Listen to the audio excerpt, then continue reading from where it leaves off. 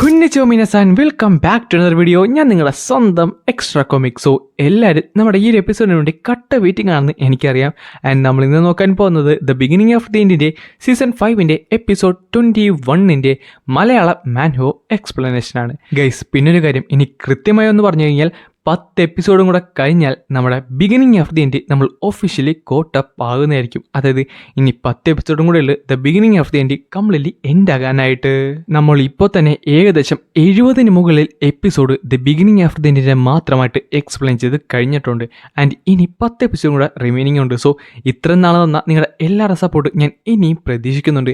And അതുമാത്രമല്ല, കുറേ നാളെ ഒരു 1K ലൈക്ക് നമ്മൾ കണ്ടിട്ട്. സോ ഇന്നത്തെ ഈ വീഡിയോ അടുത്ത് ഒരു 1K ലൈക്ക് ഞാൻ ടാർജറ്റ് ആയിട്ട് വെക്കുന്നുണ്ട്.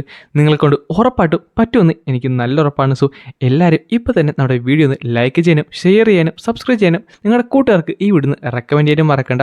പിന്നെ ലൈക്കിൻ്റെ കാര്യം 1K ലൈക്കാണ് കേട്ടോ. സോ നമുക്ക് എന്തായാലും ഒന്ന് ചെക്കൗട്ട് ചെയ്ത് നോക്കാം. അങ്ങനെ ഈ ചാപ്റ്റർ തുടങ്ങാൻ നേരത്ത് ഓൾഫ്രെഡ് പറയുന്നുണ്ട്, നിനക്ക് നല്ല വിവരവും വിദ്യാഭ്യാസവും ഉണ്ട്, പക്ഷേ ക്ഷമ അതൊരിക്കലും നിന്റെ കൂടെ ഇല്ലായിരുന്നു.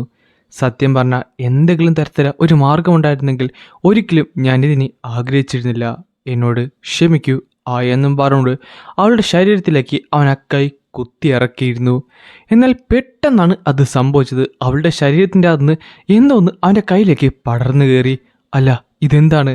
നീ പറഞ്ഞത് ശരി തന്നെയാണ്, എനിക്ക് അത്യാവശ്യം വിദ്യാഭ്യാസവും എല്ലാം തന്നെയുണ്ട്. പക്ഷേ നീ ചെറുതായിട്ട് ഒന്ന് ഞെട്ടിയില്ലേ?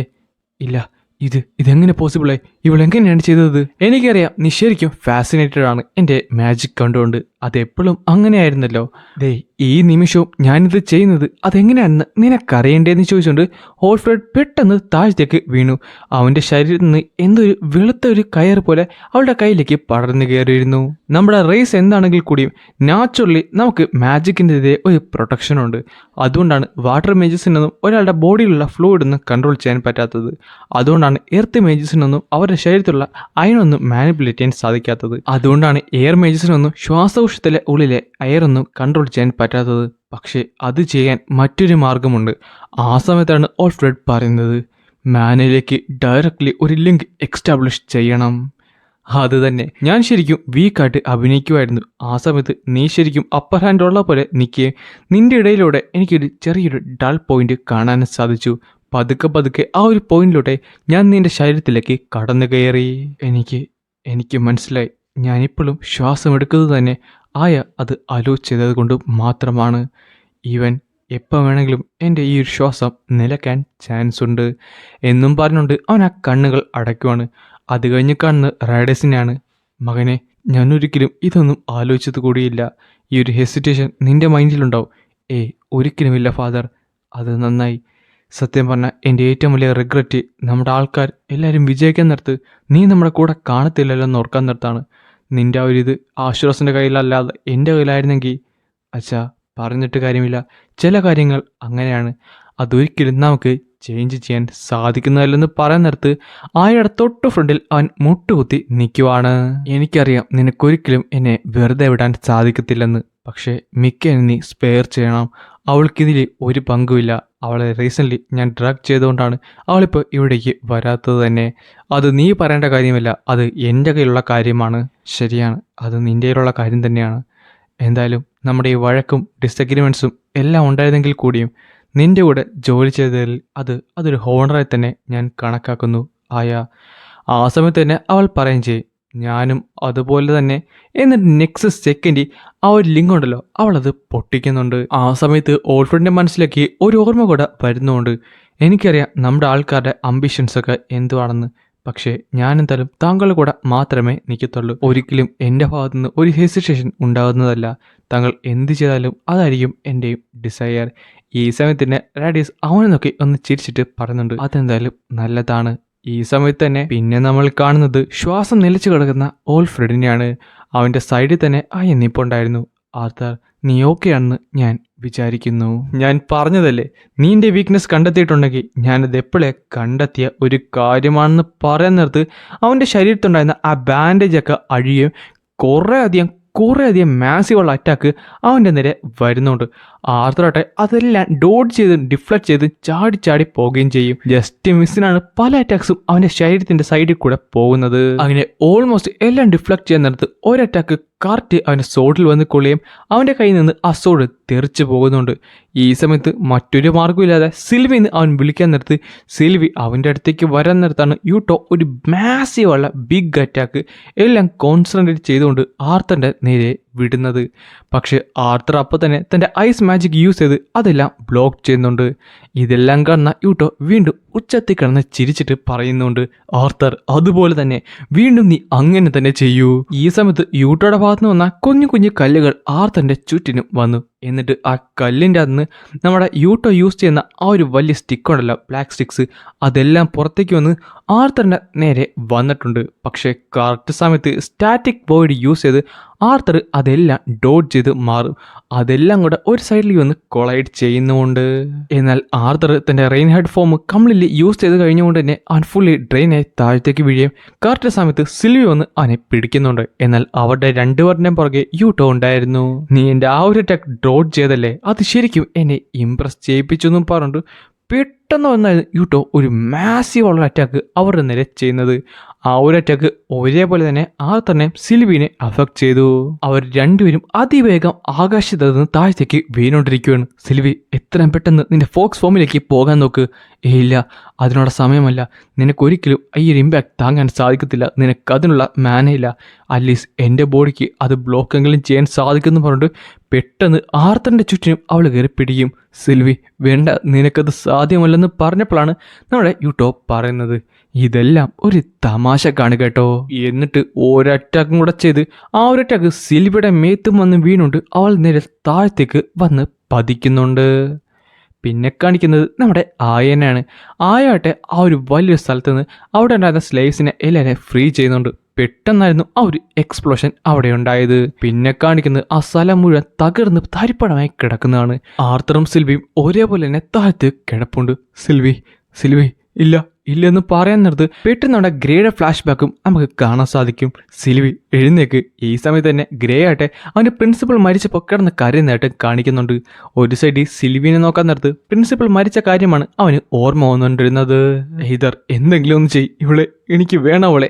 ഈ സമയത്ത് തന്നെ നമ്മുടെ പ്രിൻസിപ്പൾ മരിക്കാൻ നേരത്ത് ആർത്തറാട്ടെ അവളെ കൊന്ന് എല്ലാവരും ട്രാക്ക് ചെയ്യാനായിട്ട് നോക്കുന്നുണ്ട്. പ്ലീസ് എങ്ങനെയെങ്കിലും. ഈ സമയത്ത് നിക്കോ അവനെ തടയാൻ നോക്കുന്നുണ്ടെങ്കിലും നമ്മുടെ ഗ്രേ അഥവാ ആർത്തർ അതൊന്നും മൈൻഡ് ചെയ്യുന്നില്ല.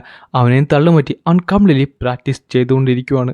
നീ ഓക്കെ ആയിരിക്കും, നിനക്കൊന്നും പറ്റാൻ പോകുന്നില്ല. കാര്യം നിന്നെ ഇനിയും എനിക്ക് ആവശ്യമുണ്ടെന്ന് പറയുന്ന നേരത്താണ് നമ്മുടെ പ്രിൻസിപ്പളിൻ്റെ ആ ഒരു മുഖം ആർത്തൻ്റെ മനസ്സിലേക്ക് വന്നത്. പെട്ടെന്നാണ് ആ ശബ്ദം അവൻ കേട്ടത്. നിന്റെ ബീസ്റ്റ് മരിക്കത്തില്ല, അത് ജീവിക്കുന്നതായിരിക്കും. ആർത്തർ തിരിഞ്ഞു നോക്കിയപ്പോൾ കണ്ടത് ആ ഒരു സിന്ധിനെയാണ്. ആൻഡ് അവളുടെ കയ്യിലാട്ട് യൂട്ടോ ബോധരഹിതമായി കിടപ്പുണ്ടായിരുന്നു. അല്ല, ഇവൾ ആ സിന്ധിയനല്ലേ ഞാൻ എന്ന് കണ്ടത്. എനിക്ക് അവളുടെ മാന പോലും സെൻസ് ചെയ്യാനായിട്ട് സാധിക്കുന്നില്ല, അവളുടെ ഓറ. പക്ഷേ അവൾക്ക് എന്നെ കൊല്ലണമെന്നുണ്ടെങ്കിൽ അവൾ ഓൾറെഡി എന്നെ കൊന്നേന്നാം. പെട്ടെന്നാണ് യൂട്ടോയുടെ കൊമ്പിലേക്ക് അവൾ കയറി പിടിച്ചത്. അടുത്ത സെക്കൻഡ് ആർത്തർ ഞെട്ടിത്തെറിച്ചു പോയി. കാര്യം അവൻ്റെ ആ കൊമ്പുകൾ അവൾ ഒടിച്ചെടുത്തിരുന്നു. എന്നിട്ട് ആർത്തറിൻ്റെ നേരെ അത് ഇട്ട് കൊടുക്കുന്നുമുണ്ട്. അല്ല, ഈ ഹോൺസ് ഒരു വിട്രയുടെ ഏറ്റവും ഇമ്പോർട്ടൻ്റ് ആയുള്ള ഒരു പാർട്ടല്ലേ, പിന്നെ ഇവൾ എന്തിനാണ് ഇതൊക്കെ ചെയ്യുന്നത്? അല്ല, ഇവൾ ആരാണ് സത്യം പറഞ്ഞാൽ? ഈ സമയത്ത് അവളുടെ മാജിക് യൂസ് ചെയ്ത് യൂട്ടോയുടെ ശരീരത്തിലേക്ക് ഒരു അറ്റാക്ക് ചെയ്യുന്നുണ്ട്. എന്നിട്ട് അവൻ്റെ അടുത്ത് താഴത്തേക്ക് എറിയുകയും അവനിട്ട് തെറിച്ചു വന്ന് ആർത്തറിൻ്റെ തൊട്ട് സൈഡിൽ വന്ന് വീഴുകയും ചെയ്യും. നീ എന്തിനാണ് ഇതൊക്കെ ചെയ്യുന്നത്? ഇത് സത്യം പറഞ്ഞ ഒരു ടഫ് ബാറ്റിലായിരുന്നു. പക്ഷേ നീ യൂട്ടോനെ ഡിഫീറ്റ് ചെയ്തു. പിന്നെ അവനോട് ജീവനോടെ തന്നെ വെക്കണം. അവൻ്റെ കോർ കംപ്ലീറ്റ്ലി ഞാൻ ഡിസ്ഫിഗർ ചെയ്തിട്ടുണ്ട്. സോ അവനിനി മാൻ എന്നാലും യൂസ് ചെയ്യാൻ പറ്റത്തില്ല. അത് നിങ്ങളുടെ അഡ്വാൻറ്റേജിൽ എടുത്ത് വേണം നിങ്ങൾ അവനെ ഇൻട്രോഗേറ്റ് ചെയ്യാനായിട്ട്. ഇതെനിക്കൊന്നും മനസ്സിലാകുന്നില്ല. ഇവളെന്തിനാണ് ഞങ്ങളെ ഹെൽപ്പ് ചെയ്യുന്നത്? ഇവളുടെ പേഴ്സണൽ അജണ്ട വല്ലതാണോ ഇത്? എനിക്കൊന്നും മനസ്സിലാകുന്നില്ലല്ലോ. പക്ഷെ ഒരു കാര്യം ഉറപ്പാണ്, ഇവളിവിടെ ഉള്ളത് കൊണ്ട് മാത്രമാണ് ഞാനിപ്പോൾ ഇവിടെ ജീവനോടെ ഇരിക്കുന്നത്. ഞാൻ നിന്റെ പേര് കൂടെ ചോദിച്ചു കഴിഞ്ഞാൽ അത് അധികമായി പോകുമോ? സിറിസ് വിട്ര. താങ്ക് യു സിറിസ് വിട്ര. ഈ ഒരു കാര്യം ഞാൻ ഒരിക്കലും മറക്കുന്നതല്ല. നീ ശരിക്കും ഒരു പെക്യുലറുള്ള പയ്യനാണ്. നീ എത്രയും പെട്ടെന്ന് തന്നെ സ്ട്രോങ്ങറായി മാറണം, നമ്മുടെ എല്ലാവരുടെയും നല്ലതിന് വേണ്ടി.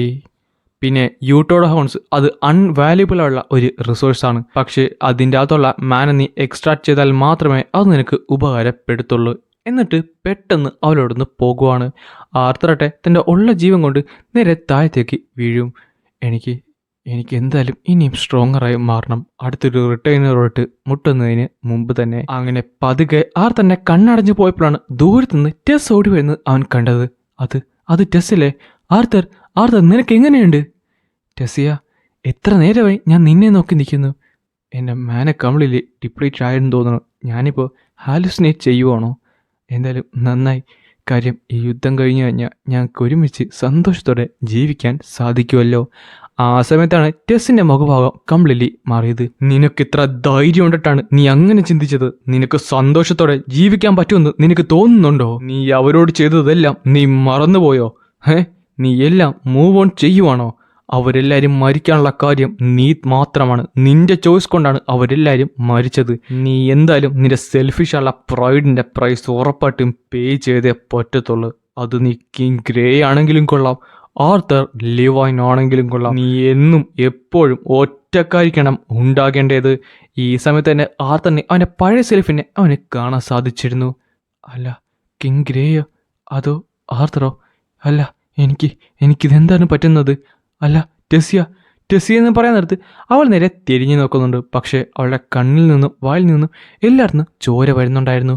ആർത്തർ പിന്നെ കാണിക്കുന്നത് ആയനെയാണ്. നീ ഓക്കെ അല്ലേ? നിന്നെ വിളിച്ചിട്ട് നീ എഴുന്നേക്കുന്നില്ലായിരുന്നു. അതെ, ഞാൻ ഓക്കെയാണ്. നമ്മുടെ ഭാഗത്ത് നിന്ന് കാഷ്വാലിറ്റീസ് ഒന്നുമില്ല. പ്രിസണേഴ്സിനെ ബാക്കിയുള്ളവരെല്ലാവരും ഞാൻ ഇവിടുന്ന് എസ്കോർട്ട് ചെയ്തിരുന്നു. പിന്നെ ട്രൈറ്റൻ്റെ കാര്യം ഞാൻ തീരുമാനമാക്കിയിട്ടുണ്ട്. മിക്ക എന്നെ കസ്റ്റഡിയിൽ എടുത്തിട്ടുണ്ട് ക്വസ്റ്റ്യൻ ചെയ്യാനായിട്ട്. എന്തായാലും നീ അതൊന്നും കാണേണ്ടി വന്നില്ല, കുഴപ്പമൊന്നുമില്ല. അത് ശരിക്കും ഹാർഡായുള്ള ഒരു ബാറ്റിലായിരുന്നു. സിൽവയുടെ ഹെൽപ്പില്ലായിരുന്നെങ്കിൽ എനിക്ക് അവനെ ഡിഫീറ്റ് ചെയ്യാൻ. എന്തായാലും നന്നായി, നിങ്ങൾ രണ്ടുപേരും ഇപ്പോഴും ജീവനോടെ ഉണ്ടല്ലോ. നമ്മൾ വിജയിച്ചു. ഇല്ല, ഇതെല്ലാം ഒരു തുടക്കം മാത്രമാണ്. അങ്ങനെ പറഞ്ഞുകൊണ്ടാണ് ഈ ഒരു കിടിലൻ ചാപ്റ്റർ ഇവിടെ അവസാനിക്കുന്നത്.